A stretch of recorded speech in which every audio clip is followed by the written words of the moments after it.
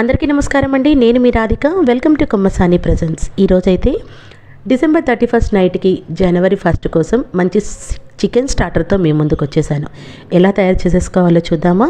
ముందుగా చికెన్ని శుభ్రంగా వాష్ చేసేసుకొని ఇలా జాలిగంటలో వేసుకొని కొంచెం తడి వాటర్ అంతా పోయే వరకు పక్కన పెట్టుకోండి. తర్వాత ఒక బౌల్లోకి వేసేసుకొని దాంట్లోనే కొంచెం పసుపు, తగినంత ఉప్పు, కొంచెం కారం తక్కువగా వేసుకుంటున్నాను. తర్వాత కూడా మనం కారాన్ని వేసుకుంటాం కాబట్టి తర్వాత ఒక స్పూనున్నర వరకు అల్లం వెల్లుల్లి పేస్ట్ని వేసుకొని ఈ మూడు కూడా ముక్కలకి బాగా పట్టేటట్టుగా కలుపుకోండి. చాలా కొత్తగా ఉంటుందండి. చాలా తక్కువ ఇంగ్రీడియంట్స్ తోటి తక్కువ టైంలో మనం ఈ స్టార్టర్ని అయితే చేసుకోవచ్చు. రెస్టారెంట్లోకి వెళ్ళి తిన్నా కానీ మీకు ఇంత రుచితో కూడుకున్నటువంటి స్టార్టర్ అయితే రాదు. మనం ఇంట్లో చాలా తక్కువ కాస్ట్ తోటి చాలా హెల్తీగా ప్రిపేర్ చేసుకుంటాము, హైజీన్గా ప్రిపేర్ చేసుకుంటాము. కాబట్టి బయట స్టార్టర్స్ కొనుక్కోవాల్సిన అవసరమే లేదు.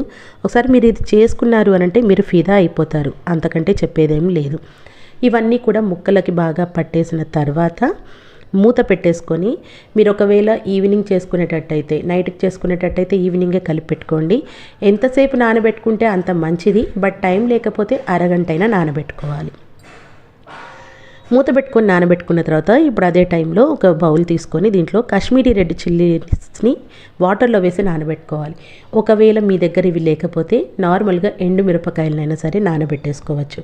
నేనైతే దాదాపు ఒక గంట వరకు నానబెట్టుకున్నాను. తర్వాత వీటిని వాటర్ తీసేసి మిరపకాయల్ని మాత్రమే జార్లో వేసుకొని ఒక స్పూన్ నువ్వులు, హాఫ్ స్పూన్ ధనియాల పొడి, పావు టీ స్పూన్ గరం మసాలా, ఇంకా ఇవేనండి మసాలాలు. అంతకుమించి మనం ఏమీ యూస్ చేయం కూడా. ఎండుమిర్చి నానబెట్టుకున్న వాటర్ని కొద్ది కొద్దిగా యాడ్ చేసుకుంటూ చిల్లీ పేస్ట్ని స్మూత్గా చేసేసుకోవాలి. ఇప్పుడు చికెన్కి తగ్గినంత పేస్ట్ని అయితే వేసుకోవాలి. నేనైతే ఒక స్పూనున్నర వేసుకున్నాను. ఇదే ప్లేస్లో మీరు అరచక్క నిమ్మకాయ రసాన్ని కూడా పిండుకోండి. నేను మర్చిపోయి లాస్ట్లో పిండుకున్నాను కాబట్టి మీరు ఇదే టైంలో అరచక్క నిమ్మకాయ రసాన్ని కూడా పిండుకొని ఇదంతా కూడా ముక్కలకి బాగా పట్టేటట్టు కలుపుకోండి. తర్వాత స్పూనున్నర బియ్యపిండి, హాఫ్ స్పూన్ వరకు కార్న్ఫ్లోర్ వేసేసుకొని ఒక 2 చిటికెళ్ళ వరకు ఉప్పును కూడా వేసేసుకొని మళ్ళీ కూడా ముక్కలకి బాగా పట్టేటట్టుగా కలుపుకోండి.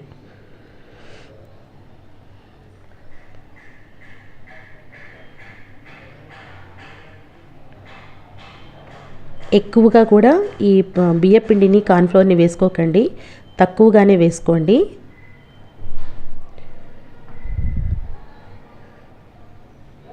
ఇలా మంచిగా పట్టించేసిన తర్వాత పక్కన పెట్టేసుకోండి.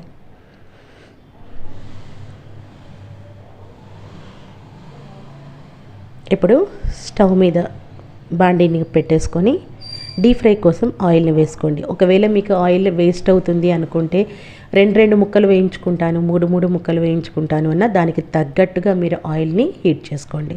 నిమ్మకాయ రసాన్ని నేను మర్చిపోయి ఇప్పుడు పిండుకున్నాను. మీరు మాత్రం నేను ముందు చెప్పినట్టుగానే ఆ టైంలో నిమ్మకాయ రసాన్ని పిండేసుకోండి. ఇలా పిండుకున్నా కానీ టేస్ట్ అయితే చాలా బాగుంది. మీరు ఎప్పుడైనా నిమ్మకాయ జ్యూస్ని అయితే యాడ్ చేసుకోవచ్చు. మీడియం ఫ్లేమ్లో హీట్ అయిన తర్వాత ముక్కల్ని వేసేసుకోండి. కంఫర్ట్గా అవి ఫ్రీగా ఫ్రై అయ్యేటట్టుగా పీసెస్ని వేసుకోండి. సో 2-3 సార్లుగా మనం ఫ్రై చేసుకోవచ్చు. ఒకటేసారి మొత్తం ఇరుకిరుగ్గా వేసుకోకుండా ఫ్రీగా మూవ్ అయ్యేటట్టు వేసుకోండి. వేసుకున్న వెంటనే కలపకండి. మీరు ఆయిల్ని హై ఫ్లేమ్లో హీట్ చేసుకున్న ముక్కలు వేసుకున్న తర్వాత మీడియంలో పెట్టేసుకోండి. కొంచెం అడుగంటినట్టుగా అనిపిస్తాయి. కొంచెం మెల్లిమెల్లిగా గరిటెతో కలుపుకుంటూ పైకి లేపుకోండి. మీడియం ఫ్లేమ్లో పెట్టుకున్నప్పుడు కలర్ కానీ మనకు లోపలి వరకు పీస్ అనేది బాగా ఉడుకుతుంది. కాబట్టి ఫ్లేమ్ని హైలో కాకుండా మీడియంలో పెట్టుకొని మాత్రమే ఫ్రై చేసుకోండి.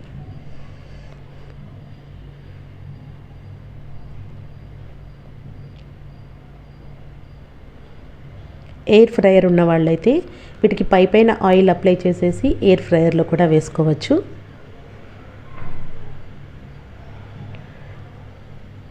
మంచి కలర్ వచ్చేసిన తర్వాత ఇంకా తీసేసుకోండి. ఇలా జాలి గిన్నెలోకి వేసేసుకొని ఎక్సెస్ ఆయిల్ ఏమన్నా ఉంటే కిందకి వెళ్ళిపోతుంది. ఇలా అన్నిటిని తీసుకున్న తర్వాత ఇప్పుడు దీంట్లోనే సెకండ్ బ్యాచ్ని వేసేసుకోండి.